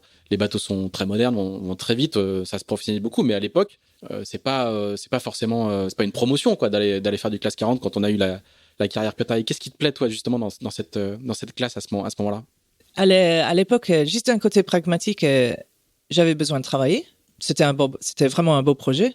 Et puis, Peter, la raison que lui, il voulait faire de la course au large en double, c'est qu'il en avait un peu marre de payer, au moins d'effrayer les gens. Et c'était parce que le bateau sur lequel il courait, il était un des 3 propriétaires du bateau. Puis pour faire venir tout le monde tous les week-ends ou pour toutes les régates, c'est compliqué. Il y en a personne n'est payé, donc ils ont s'ils ont autre impératif, ils sont pas là sur le bateau. Et puis, bon, bref, et il sentait qu'il avait, on lui laissait barrer au portant, mais il n'allait jamais devant la barre d'écoute. Ah oui. Et lui, il voulait faire tout à bord. Et donc, c'est comme ça que le projet a commencé. Et puis, moi, je trouvais ça vraiment chouette. Et la classe 40, c'était juste le début de la classe 40. C'était intéressant. Et puis, c'est un prix abordable. J'ai pas vu ça du tout comme quelque chose d'émotion. Et au fait, et aussi, j'ai trouvé que l'esprit de la classe 40, c'était un peu comme l'esprit qui régnait à la Jacques Vabre en 99, mais que je pense que la classe IMOCA avait un peu perdu depuis. Et en classe 40, il y avait vraiment cet esprit de camaraderie. Sur l'eau, tout le monde se battait à mort, mais à terre, on s'entraidait et on s'entendait bien. Et je pense que c'est toujours le cas. Je dirais que l'IMOCA, c'est un peu revenu comme ça aussi, mais ça, c'est grâce, grâce au Covid. C'est un peu difficile de dire grâce au Covid. À cause. À cause d'eux, puisque l'année dernière, pendant toute l'année avant le Vendée Globe, on a commencé à avoir des réunions hebdomadaires et ça a beaucoup rapproché la flotte. Donc, je pense que c'est un peu revenu, l'esprit de camaraderie est bien revenu dans la classe IMOCA aussi. Et puis après, il y a aussi un petit effet promo Vendée Globe, j'imagine. Oui, bien sûr. Quand on a fait le Vendée Globe, ça crée quelques liens, quoi. Oui, mais c'était avant le Vendée Globe. D'accord, déjà justement, avant. Oui. Donc, la classe 40, qui commence à être une classe vraiment intéressante. Et puis, Peter, pour l'anecdote, il a quand même construit 2 classes 40 et il en a racheté un 3e. Et là, du coup, il se demande s'il va pas revenir dans la classe. D'accord. Aujourd'hui, quoi. Hein. Aujourd'hui. Ah oui. Ouais. Alors, il y a un moment, en fait, tu vas rester dans la classe 40, mais tu vas plus être avec Peter Harding. Enfin, tu vas plus barrer les bateaux de Peter. Est-ce que tu peux nous raconter justement cette phase de transition importante? Alors, oui, alors la classe 40, l'association classe 40 agence matrimoniale. Au fait, je connaissais déjà bien Alvard Mabier, mais on se croisait de temps en temps sur les pontons. Eh bien, en 2008, après la transat anglaise, on a commencé à se rapprocher un peu plus.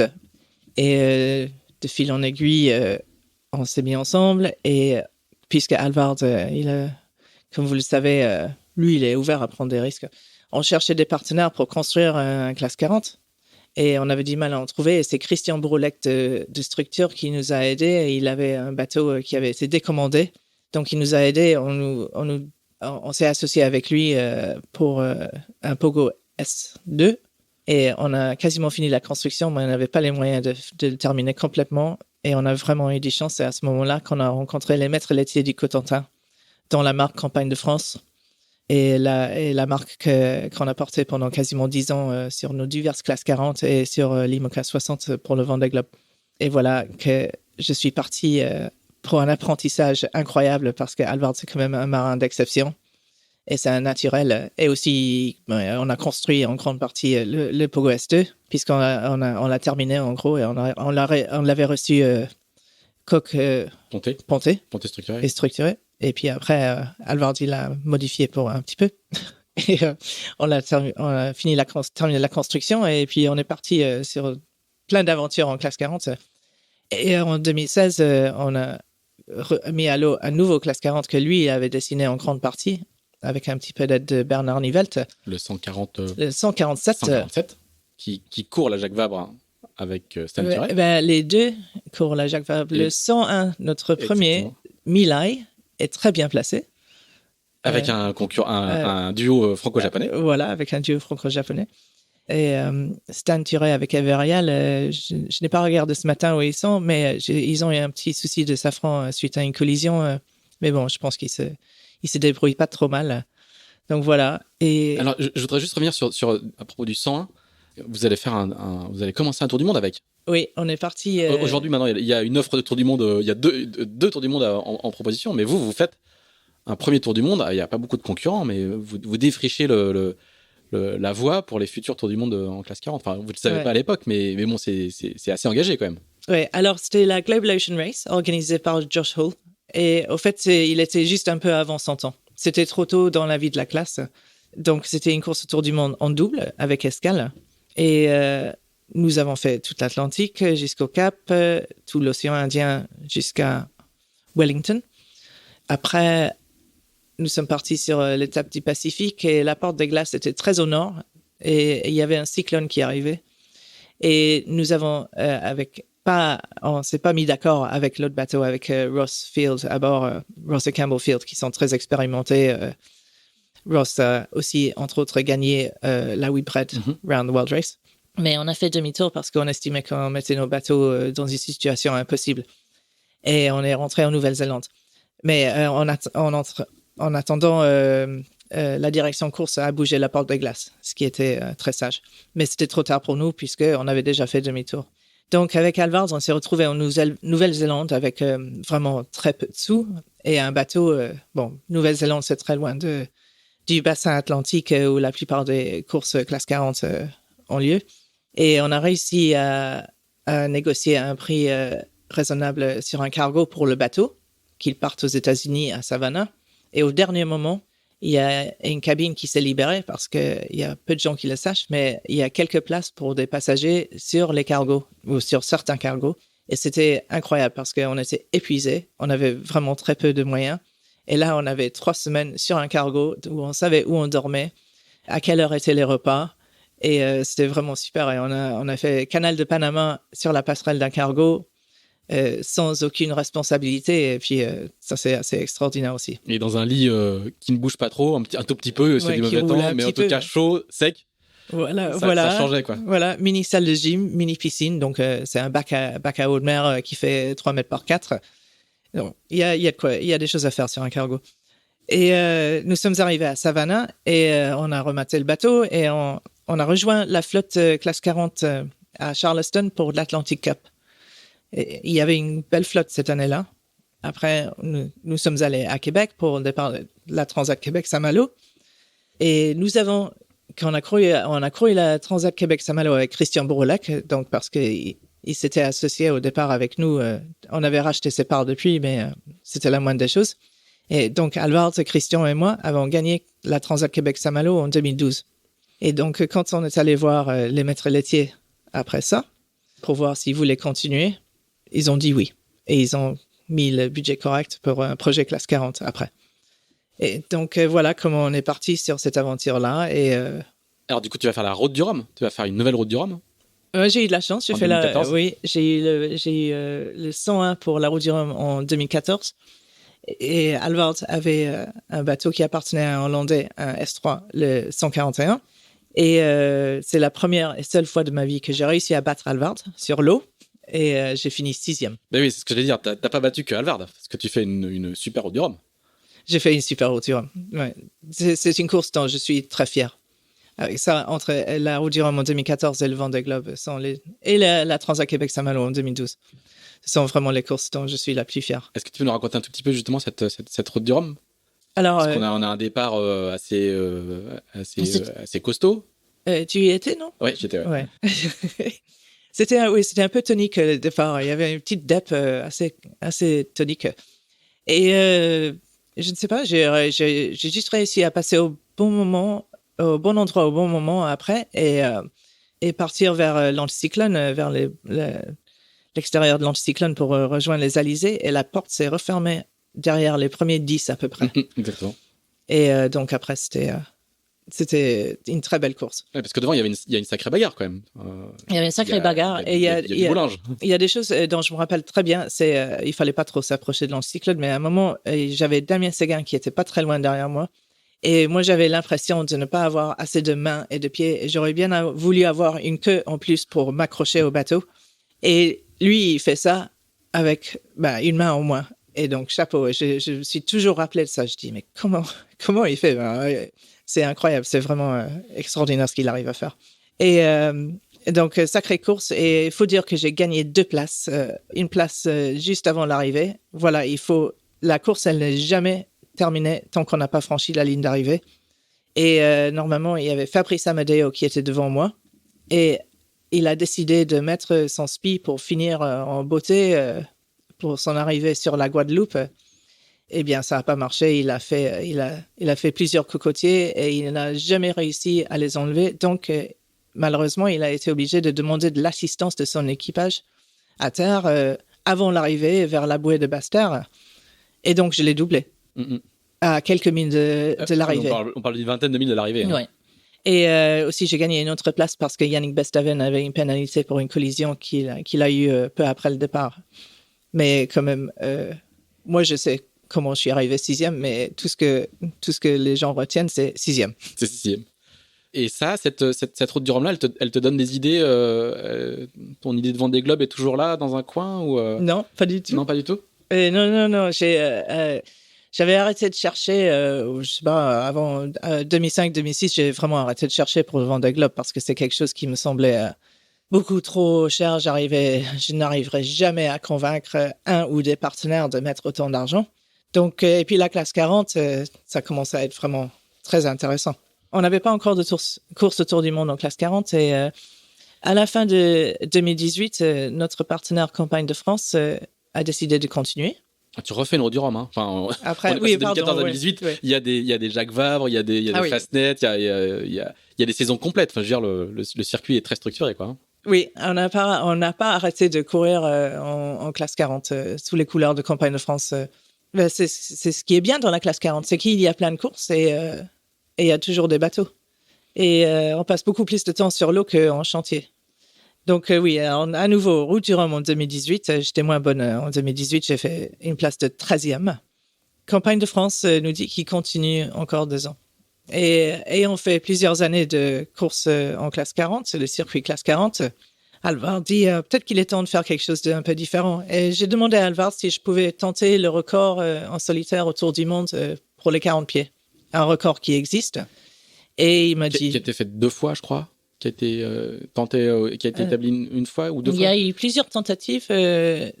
Ça a été établi par le Chinois Guangzhou qui est décédé. Qui a disparu depuis. Ouais. Je crois qu'il y a un Italien qui l'a tenté de mémoire et un Américain. Il y a eu plusieurs tentatives. Ouais. Personne n'a réussi depuis à le battre. C'est ça. Il est en 140 jours. Quelque chose comme ça.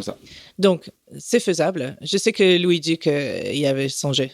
Mais malheureusement, il a perdu son bateau, son classe 40, en rentrant de la Jacques Vabre en 2019. Pour l'instant, les classes 40 ne sont pas admis au Vendée Globe. Et en 2018, il n'y avait pas encore d'offre de course autour du monde en classe 40. Et Alvard, il dit, je pense qu'on peut faire un projet Vendée Globe avec un petit peu plus de budget ce qu'on a, mais avec ce qu'on a. C'est lui qui te propose. C'est Alvard qui me propose le projet Vendée Globe parce qu'il m'a dit, oui, tu peux tenter le record autour du monde en classe 40. Tu vas peut-être même le battre. Tu vas vraiment... tu vas avoir des moments assez difficiles en mer. Le vrai problème, c'est que nos partenaires ne vont pas savoir s'en servir à juste titre. Donc, tu vas peut-être faire un exploit sportif incroyable, mais personne ne sera au courant et les sponsors ne vont pas s'en servir. Par contre, je pense que c'est possible de faire un projet Vendée Globe. Et moi, j'ai dit, ouais, OK. Pourquoi pas? Ouais. J'ai dit, mais si on n'a pas les moyens, on n'y va pas. Et résultat des courses, on n'avait pas les moyens, on est allé. Donc, ça, c'était à la fin de la route du Rhum. Au mois de janvier, on a commencé à visiter des bateaux. Il en restait très peu. Et du coup, campagne de France, les maîtres laitiers du Cotentin, ils sont d'accord qu'on vous leur proposer, quoi. Ils sont ravis. Ils ont entendu parler du Vendée Globe. Ils sont absolument ravis, mais il n'y aura pas plus de budget pour autant. Ah oui. Donc, avec un budget de classe 40, vous lancez le Vendée Globe. D'accord. Et c'est pour ça, à la fin, on a eu un petit complément de région Normandie et de la Manche qui nous a un petit peu aidés. Mais bon, c'était un peu vraiment... sport. Vraiment sport, oui. Avec énormément de travail. Il n'y a pas assez d'heures dans la journée, il n'y a pas assez de jours dans la semaine. Mais bon, on a réussi. Hein. Et c'est comme ça qu'on est parti sur cette aventure-là. Est-ce que tu peux nous dire comment ça se passe concrètement? Parce que du coup, vous n'êtes que 2 à travailler sur le bateau. Vous allez choisir un bateau. Donc, il fallait choisir un bateau. Donc, on a choisi le bateau Lex Mirabeau 2, construit en 2006, parce que c'était un bateau qui était très bien construit, qui était donc une base très solide, fiable. Parce que le but de ce Vendée Globe, c'était évidemment pas de gagner. C'était pas non plus de mettre des foils sur un bateau qui ne serait jamais un bateau gagnant, mais de terminer la course. C'est vraiment le plus important. Il y a un seul vainqueur dans le Vendée Globe, de toute façon. Et ça n'allait pas être moi. Et très ponctuellement, on avait un peu d'aide de Jeff Kemener et de Seb Le Poètre pour la strat quand on pouvait. Mais la plupart du temps, c'était vraiment Alvard et moi. Et c'était vraiment beaucoup de travail. C'est pour ça qu'il était tellement fatigué à la fin. il a besoin de quelques années de projet à lui maintenant. Vous avez le bateau assez rapidement parce que tu fais le circuit IMOCA dès 2019. Hein. Oui, alors on est allé visiter le bateau au mois de janvier en Angleterre et on a fait une offre qu'on ne pensait pas être acceptée. Le bateau, il appartenait à Alex Thompson Racing à l'époque. Et qui avait un projet pour un marin irlandais, je crois. Hein, voilà. Ça, oui. Alors l'historique de ce bateau-là, c'était le Mirabeau de Dominique Vavre et ensuite c'était Great American Four de Rich Wilson. Qui fait le Vendée Globe précédent. Et après, c'est l'équipe de Alex Thompson Racing qui avait racheté le bateau pour faire courir un jeune Irlandais. Mais ils n'ont pas trouvé le budget pour monter le projet. Donc, le bateau a été remis en vente. Et c'est nous qui avons fait... Bon, on a fait une offre un petit peu en dessous de ce qu'ils attendaient. Et je pense qu'ils ont eu la gentillesse de à peu près me sponsoriser en acceptant l'offre. Mais donc, on avait les moyens de payer les 10% de compte sur le bateau, mais on n'avait pas le reste du tout. Hein, on avait 30 jours à payer. Donc, Alvard est allé voir les banques ont dit non. Et donc, il a monté sa propre banque en demandant à des amis beaucoup plus aisés que nous s'ils ne voulaient pas investir et être rémunérés comme si c'était un prêt à la banque. Et on a des amis qui nous ont suivis, qui sont devenus investisseurs, qu'on a pu rembourser avec un bon pourcentage en plus. Donc, ça valait le coup pour eux. Mais qui nous ont vraiment aidés parce que sinon, on n'aurait pas pu acheter le bateau et on n'avait aucun moyen de le payer.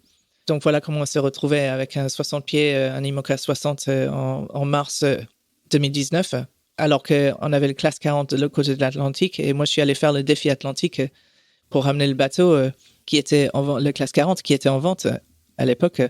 Et j'ai couru avec Didier Wursch et le futur propriétaire Stan Thierry, le futur skipper, parce que c'est son sponsor qui est propriétaire, nous a rejoint au Sassor pour la dernière étape. Comme ça, il a bien pris en main le bateau en mode course et il a acheté le bateau. D'accord. Et je suis parti directement de défi atlantique 3 semaines plus tard. J'étais sur la ligne de départ de Bermude 1000. Sauf que je n'avais vraiment pas navigué. Tu arrives en classe 40 et tu repars en IMOCA, quoi. Voilà. Après. Mais sans connaître le bateau. Et j'avais fait le convoyage de Caen jusqu'à Douarnenez, la plupart dans la pétole. Et on avait fait un virement de bord dans 8 nœuds de vent. Bon, bref. Je connaissais. Et puis, j'avais aussi ramené le bateau de l'Angleterre au mois de janvier et février. Mais ça, c'était 6 heures de traversée de nuit au reaching. Donc, vraiment, je ne connaissais pas le bateau. Mais il fallait faire la course pour se qualifier. Voilà. Et pour apprendre ce bateau-là, ça prend toujours du temps à apprendre son bateau. Et donc, je suis parti sur Bermude 1000 et sur la ligne de départ, j'ai fait la ligne de départ en marche arrière parce que j'ai foiré mon premier virement parce que je ne savais pas quel bout faisait quoi. Et il y a énormément de ficelles sur ce bateau-là. Et bon, bref, la course s'est bien passée. Et j'ai beaucoup appris sur mes premiers 2000 milles en solitaire sur ce bateau-là. Après, qu'est-ce qu'il y avait il y avait Fastnet et la Transat Jacques Vabre que j'ai fait avec Alvard. Au fait, faut pas trop le dire, mais ce 60 pieds-là, cet IMOCA 60-là, il est beaucoup plus confort qu'un classe 40. Ah oui. Et c'est un bateau qui n'a pas de foil. C'est la dérive droite. Oui, parce qu'avec la taille, à l'inertie, donc, est beaucoup plus sec qu'un classe 40. Et évidemment, 1000 fois plus confort et sec qu'un bateau à foil. Donc, pourquoi faut pas le dire? Oh, je peux faire des jaloux. Hein. C'est un super bateau. C'est un super bateau pour un premier Vendée Globe. Il est à vendre. Hein. Mais il est à vendre, mais si moi j'avais les moyens, je repartirais dessus. Hein. Ah oui? Ouais. Ouais, j'ai rien à prouver, moi. Non, c'est un super bateau. Et puis donc voilà, donc ça c'était dernière course en double avec Alvard. C'était sur l'IMOCA 60, Campagne de France. C'était le Fastnet et la Transat Jacques Vabre. Après, on a ramené le bateau en Europe. Et après, boum, Covid. Et donc, on a vraiment eu de la chance l'année dernière avec l'IMOCA de pouvoir courir le Vendée Arctique, qui était une très belle course. On a eu des conditions assez diverses et compliquées. Et c'était une très belle course et psychologiquement vraiment important pour moi de faire ça avant le Vendée Globe. Parce que c'est la seule fois où j'ai couru avec un petit peu de vent avec ce bateau-là. Et après, c'était Vendée Globe. Et le départ du Vendée Globe, c'était assez incroyable. C'est comme si on partait sur un entraînement en mer, puisque les sablés étaient interdits de sortir de chez eux, ce que j'ai trouvé un peu pas très gentil de la part des autorités, mais c'est comme ça. Il y avait que des CRS le long du chenal. Il y avait du brouillard. Moi, je n'avais pas du tout l'impression que je partais sur une grande course. Non. Tu n'as pas ressenti l'émotion du départ d'un Vendée Globe? Non. Et je savais que je partais sur le Vendée Globe, mais je n'avais pas du tout l'impression que je partais sur une grande course, et certainement pas sur un tour du monde. Si, je sais intellectuellement où j'allais. Et le départ... Et du coup, ça génère de la frustration ou... Non. Non, mais c'est juste étonnant. Au fait, il y en a... Moi, je pense que plutôt les arrivées, on n'avait pas beaucoup de monde non plus, puisque les gens étaient à peu près interdits d'y être, ce qui est un peu dommage. Mais je pense que je sais comment c'est le départ d'un Vendée Globe, parce que j'ai déjà assisté à plusieurs départs pour d'autres personnes, pour Sam Davies notamment. Et c'est vrai que c'est incroyable. Mais c'est quelque chose... ce serait génial de vivre ça en tant que concurrent, mais ce n'est pas ça. La course, c'est la partie en mer. C'est juste un tout petit bout de... Je pense que ça doit être assez extraordinaire, mais bon, je vais survivre sans aussi.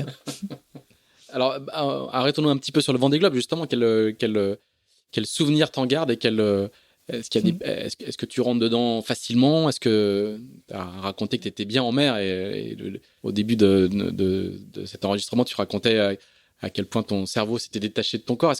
Comment tu vis le Vendée Globe jusqu'au moment où ton cerveau se détache de ton corps?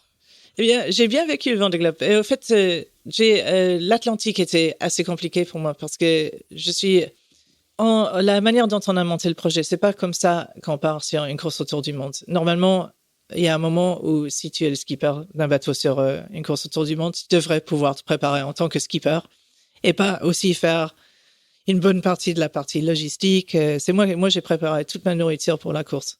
Et j'ai fait mes sacs de nourriture. Comme ça, je savais ce qu'il y avait. J'ai beaucoup bricolé sur le bateau. J'ai préparé toute la partie, tout ce qu'il fallait à bord. C'est moi qui ai fait mes sacs de spare. Sauf j'ai demandé à quelqu'un d'autre de faire le sac d'électricité parce que ça reste de la magie noire quand même. La magie noire. Mais bon, bref. Je n'étais pas vraiment en mode skipper. Et ça m'a pris un petit peu de temps à vraiment me mettre dans la course. Et je n'étais pas assez strict avec moi-même, alors que je devrais l'être, parce que maintenant, ça fait des années que je fais de la course au large. Je ne mangeais pas comme il fallait et je ne dormais pas assez. Et j'ai eu pas mal de bricoles dans les premières 5 semaines. Des petites choses, mais pour la plupart, dans le domaine de la magie noire, l'électricité. Tu veux dire, juste, je reviens sur ce que tu dis, tu veux dire que la phase de transition entre la terre, où tu dois beaucoup travailler sur le projet du bateau et mettre la main à la pâte, quoi, et la phase en mer, cette phase de transition, elle est beaucoup plus longue parce que justement, tu as dû être préparatrice de ton propre projet jusqu'au dernier moment. Oui, voilà. Et aussi, j'avais ma comptabilité à faire, à rendre aussi, c'est parce que sinon, je loupais la date. Et puis, bon, bref. C'était beaucoup. Oui, non, c'est pas les détails, oui. Tu fais la compta jusqu'à la veille du départ, ouais, quoi. Ouais. Jusqu'à 3-4 jours avant, oui. Et puis, c'est toujours comme ça. Ouais. Mais bon. T'as pas le temps de te projeter un petit peu, et donc tu. Non. Un matin, tu finis de travailler sur le bateau, le lendemain, tu pars, quoi. Alors que les autres ont eu le temps de se projeter un petit peu. Dans la plupart des cas, je crois que les autres ont vraiment, ils sont là, juste ils se préparent en tant que skipper, pas en tant que. Donc du coup, la première semaine, les premiers jours en mer, c'est ça qui sert de sas de préparation en fait, au final. Oui, et donc du coup, je n'ai pas fait une très bonne descente de l'Atlantique. Par contre, une fois arrivé dans l'océan Indien, où c'est nouvel océan, nouvelle attitude, je me suis donné un bon coup de pied mental derrière. Et j'ai commencé à manger correctement. Et je pense que ça prend du temps pour le métabolisme, pour rattraper ce que ton corps a vraiment besoin de manger. Et tout d'un coup, pour moi, tout était si facile. La stratégie, c'était super clair. Et tout d'un coup, j'ai commencé à bien naviguer, à aller vite. Et j'ai fait un très bon sud, je crois. Même Alvard m'a dit que c'était OK. Donc, et lui, c'est mon plus grand critique. Et voilà. Et puis, la remontée de l'Atlantique... un peu mitigé, mais... Et tu considères que c'est le fait que tu as réussi à commencer à bien dormir, à bien manger qui a déclenché tout ça? Oui, tout à fait. Et aussi, je me suis recadré mentalement. Je dis, ça suffit maintenant. Et puis, j'ai commencé... Et puis, je me suis éclaté dans le sud. J'ai eu peur aussi, par moment. Mais c'est tellement un privilège de naviguer dans ces coins-là. Moi, j'en ai profité à fond. je me suis jamais lassée, si j'avais du temps, de regarder les albatros, les autres oiseaux, le ciel incroyable qui change tout le temps, les nuits très courtes, mais avec une lueur incroyable au sud, parce qu'il y a la glace qui reflète la lumière. Donc, il fait jamais vraiment à droite nuit. du bateau, hein, il y a toujours ce halo lumineux de la banquise qui est à des milliers de kilomètres, quoi. Mais pas si loin que ça, finalement. Oh, elle est pas trop près quand même. Pas trop près non plus. On n'a pas le droit d'aller trop au sud, justement à cause de la glace. Et non, c'est pas des milliers de kilomètres, c'est des centaines de kilomètres. Ouais, des centaines de kilomètres. Il y a un moment, 3 jours avant le Cap Horn, j'étais plus près de l'Antarctique que du Cap Horn. Donc, on va. Ben, c'est une partie où on va. C'est une partie où on va bien. Il faut redrescendre le sud pour virer l'or. Ouais. Mais c'est magique. Et c'est pas donné à beaucoup de gens de pouvoir naviguer par là. Et puis, accessoirement, qu'est-ce qu'il n'y a pas à aimer? Moi, je n'avais pas accès à Internet, c'était un choix. Ah. Mais depuis l'année dernière, on a WhatsApp qui marche très bien. Et donc, peut-être qu'on est trop connecté à la Terre et aux autres, mais j'ai trouvé ça absolument génial. Et puis, pour moi, c'était mon animation. Non seulement quand j'étais à l'autre bout du monde, je parlais avec mes amis en Australie et Nouvelle-Zélande, parce que il faisait jour pour moi et pour eux, alors que pendant la journée, parce que évidemment, on reste en heure TU, mais donc on est complètement perdu dans les horaires. Mais c'est sympa de temps en temps de chatter ou d'envoyer des messages à quelqu'un. Et le WhatsApp, il marche super bien. Aussi, on avait un groupe WhatsApp skipper, dont la plupart des skippers étaient dedans. Et ça, c'était vraiment super. C'était un super outil. C'était convivial, mais aussi on partageait des solutions techniques où on disait bravo à quelqu'un si quelqu'un avait fait un super exploit ou s'il y avait un anniversaire à fêter, ça se fêtait via WhatsApp. C'était vraiment très sympa. Et c'est un peu revenir un petit peu au BLU d'il y a 20-25 ans. Parce qu'il y a une grande période entre les deux où on communiquait en mer que via mail et via téléphone satellite qui coûte une blinde.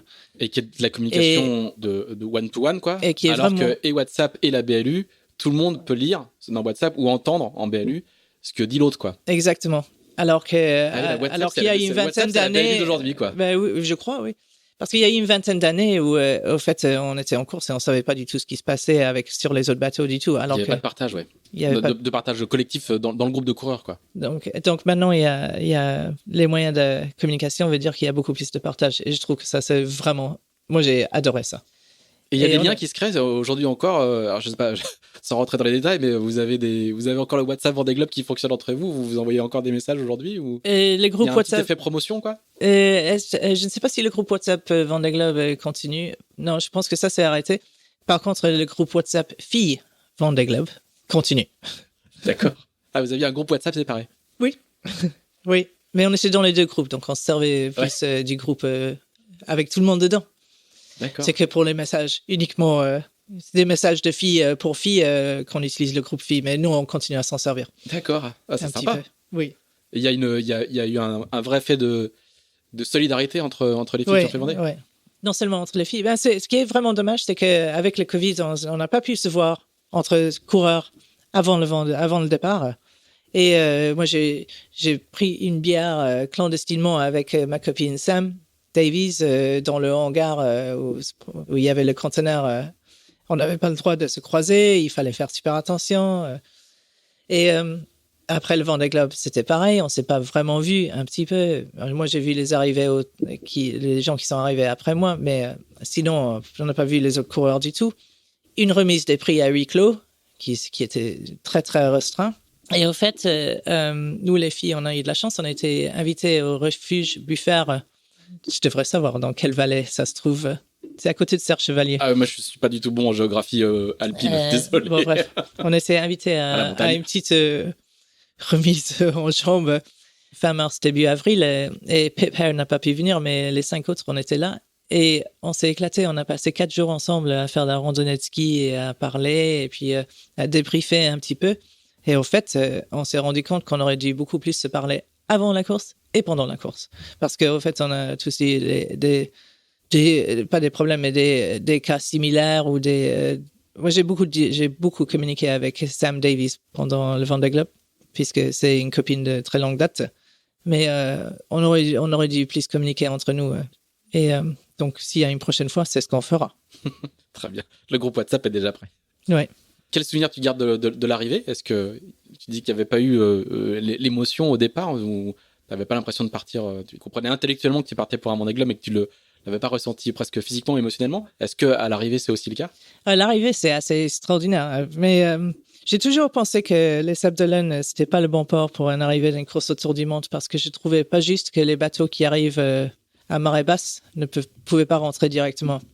Moi, je suis arrivé de nuit avec plein de bateaux de pêche un peu partout. Jusqu'au dernier moment, je croyais que j'allais avoir une collision avec un bateau de pêche juste avant l'arrivée. Donc, j'étais super concentré sur ça et pas concentré du fait qu'il y avait tout d'un coup plein de zodiacs autour de moi.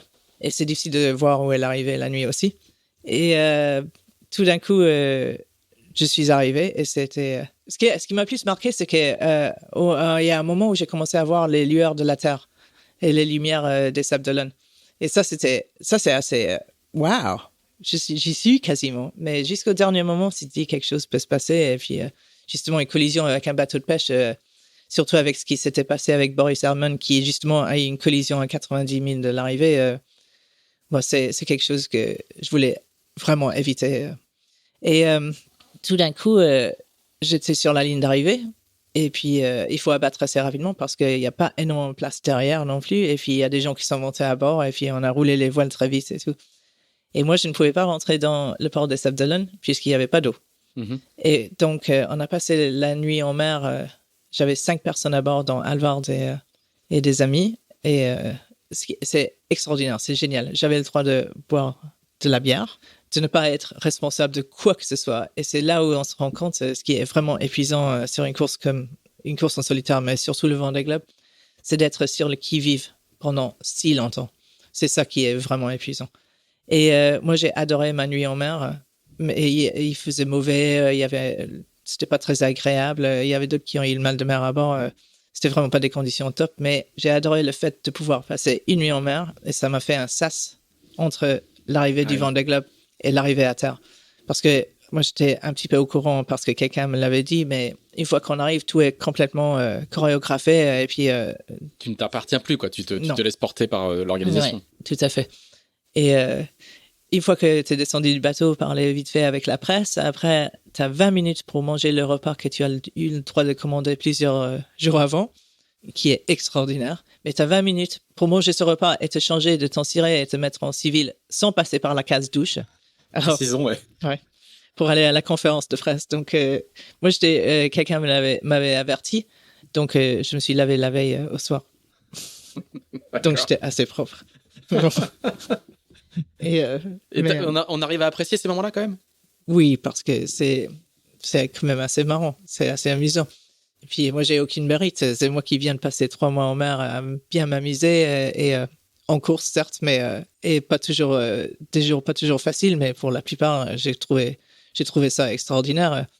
Il y a pas de course à faire, pas de facture à payer, pas de Gmail, pas de téléphone portable, pas de lessive, si un petit peu, mais très peu, quoi.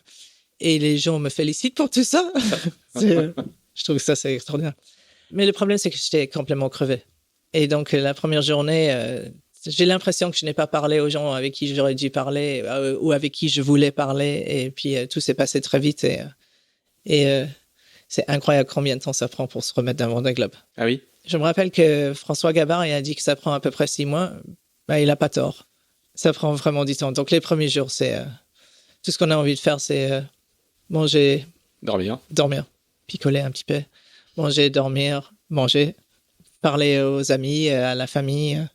Et ça prend vraiment du temps à avoir de l'énergie pour repartir sur quelque chose. Et à partir de quel moment l'euphorie et le plaisir, le plaisir de à nouveau dormir bien, de manger des trucs frais ou de la bonne viande, etc.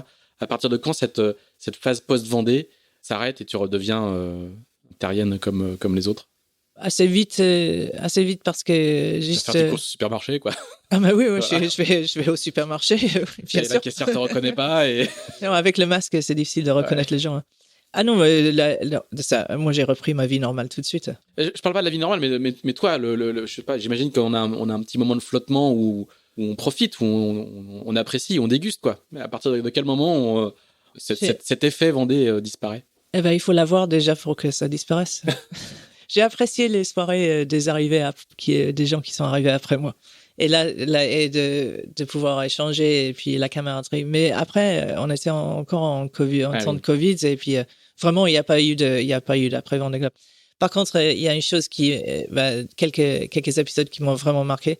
C'est j'ai réussi à faire quelques visites d'écoles qui ont été annulées, qui ont repris soit en présentiel ou via Zoom.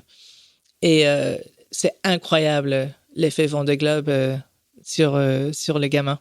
Côté éducation, c'est très intéressant. Côté pédagogique. Et ils ont suivi ça pendant 3 mois. Et ils connaissent tous les skippers, ils connaissent tous les bateaux, ils connaissent tous les partenaires. Ils savent exactement... ils ont appris comment marche la météo et ils ont appris la géographie, la science. Et ils sont ravis de voir un skipper ou une skipper en vrai. Et même via Zoom, ça le fait. Et ça, c'est incroyable, l'engouement. Et l'autre chose, c'est que j'ai reçu une lettre d'une école quelque part en Seine-Saint-Denis pour me remercier d'avoir fait rêver les gamins pendant 3 mois, parce que jusque-là, il y en a plein qui n'ont jamais vu la mer et jusque-là, ils suivaient que des joueurs de foot et que ça a un peu ouvert leur horizon. Et j'ai trouvé ça c'est extraordinaire. Et d'être remercié pour quelque chose qui était pour moi incroyable, d'être remercié de l'avoir fait. Ouais, c'était un truc un peu privé, un peu perso, de voir que ça a de l'impact à l'extérieur. Ouais, donc l'impact du Vendée Globe, ça m'a vraiment marqué et je trouve ça, c'est incroyable. C'est vraiment incroyable. Dernière question, Miranda, quel est l'impact justement d'un Vendée Globe d'une navigatrice anglaise installée en France depuis longtemps, même si tu voyages encore beaucoup? Quel est l'impact de ton Vendée Globe dans ton pays natal? Alors, je sais que c'est un peu mieux connu qu'avant, mais je pense qu'il y a encore pas mal de progrès à faire. Donc, le prochain Vendée Globe, allez-y. Il faut vraiment... le jour où ça devient comme c'est en France, je pense qu'il y a encore un petit peu de marge. Et toi, ton Vendée Globe à toi, est-ce que t'as des amis anglais, ta famille ta famille a suivi, j'imagine bien, mais du coup, est-ce que les médias anglais sont venus te voir ou est-ce que du coup, c'est passé un peu... Mais nous, on n'avait pas de service presse en dehors de la France. Donc, j'ai eu très peu de couverture, mais il y a eu quand même, et avec quelques passages sur BBC Radio 4 et sur des émissions très importantes et quelques passages dans des journaux comme The Times. Donc, si, il y a eu un petit peu de couverture malgré ça. Très bien. Eh ben, Miranda, merci beaucoup de nous avoir raconté dans le détail cette trajectoire parfaitement polyglotte, comme on a pu s'en rendre compte, et puis qui nous a emmenés aux 4 coins du monde. Merci beaucoup. On va te laisser repartir vers le chantier Marcedon, c'est ça, hein, Tout à fait. Où le bateau d'Alvard est en préparation. Donc là, j'imagine que tu es un peu au service d'Alvard, mais que du coup, tu vas repartir sur tes propres projets tout de suite après. Donc merci encore une fois d'être venu jusqu'à nous. Si vous nous avez suivis jusque-là, n'hésitez pas à nous dire ce que vous avez pensé de ce podcast et des autres. Je voudrais juste faire un petit salut amical à tous les gens qui nous écrivent de plein d'endroits différents, et à nouveau à notre boulanger favori du Loiret, qui du coup nous a envoyé un petit carton par Chronopost qu'on a eu le plaisir de découvrir en arrivant de la Jacques Vabre, avec un pain énorme, des brioches et des cookies. Donc merci encore. N'hésitez pas à nous en renvoyer. Merci beaucoup. Vous pouvez nous envoyer des chocolats, du café, du thé. On prend tout chez Tibat Chef. Donc merci beaucoup pour tous vos commentaires et tous vos messages. C'est assez incroyable. Et donc on essaie de progresser à chaque fois. Donc n'hésitez pas à nous dire si ça vous a plu, si ça ne vous a pas plu. N'hésitez pas à nous mettre 5 étoiles sur Apple Podcast. C'est important pour le référencement. À laisser des commentaires. Et puis on se retrouve dans 15 jours. Alors on va arrêter avec les navigateurs du Cotentin. Ça sera quelqu'un d'autre, je ne sais pas encore qui. Mais on changera de secteur géographique. Voilà, merci beaucoup. Salut Miranda, grand merci. Merci à vous, merci pour l'accueil.